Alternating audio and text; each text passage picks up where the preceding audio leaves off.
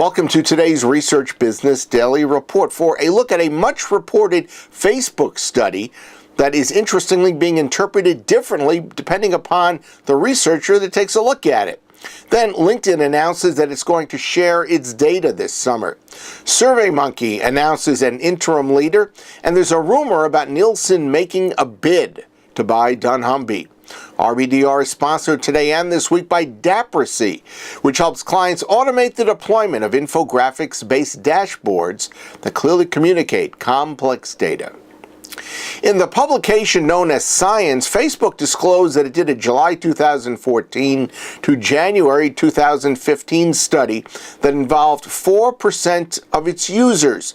These are people who had declared a political affiliation, and it is a group of 10.1 million people. But the work's conclusions seem to depend on which researcher is doing the interpreting. Here are some examples.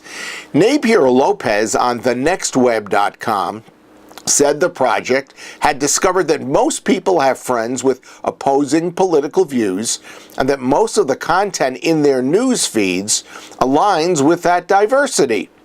Over at the Washington Post, however, Chris Mooney analyzed that most people's Facebook friends agree with them, and that the news items that a person clicks to read mostly agree with their point of view. And now let's hear from the Facebook and University of Michigan researchers who actually are responsible for this study.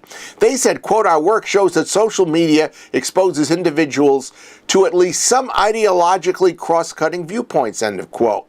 And then Life Science on uk.news.yahoo.com reported Facebook's news filtering algorithms produce only a small change in the proportion of stories that people saw that challenges their political beliefs. So, what's the value of this study with all these different interpretations? Well, there's plenty of disagreement about that as well. For instance, the Washington Post Mooney called the study a tour de force. But Northwestern University professor Esther Hargitay said the study lacks the necessary empirical evidence to back up its claims.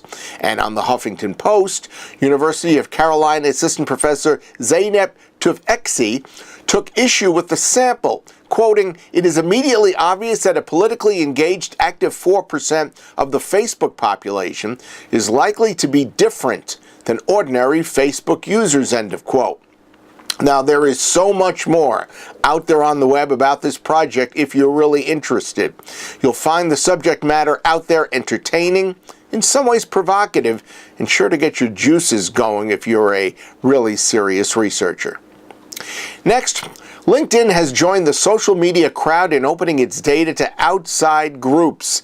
In this case, 11 third parties comprised of PhD students, professors, and researchers who over the course of the next 6 months will spend that time crunching anonymous data to draw whatever conclusions they can about LinkedIn's impact on the global economy and the job market.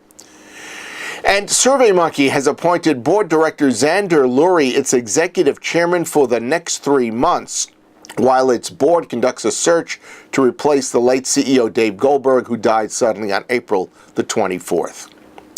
Finally, in the late 1990s, I can tell you from personal experience that no research company out there was more interested and committed to making the most of supermarket loyalty card data than was Nielsen.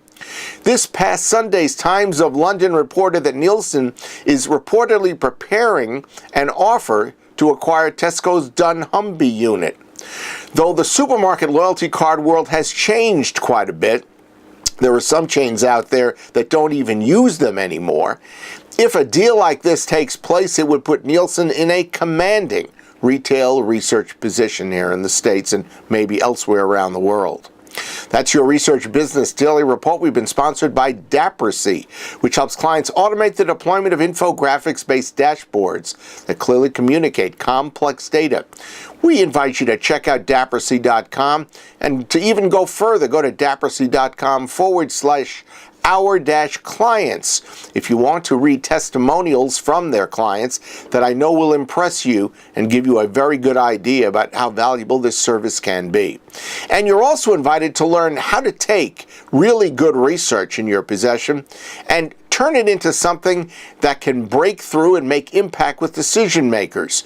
We all know how difficult it is to make presentations that have maximum effect. But we've got a link that can help you get started along that path. So take a look at it. Have a great research day, and we'll see you back here tomorrow.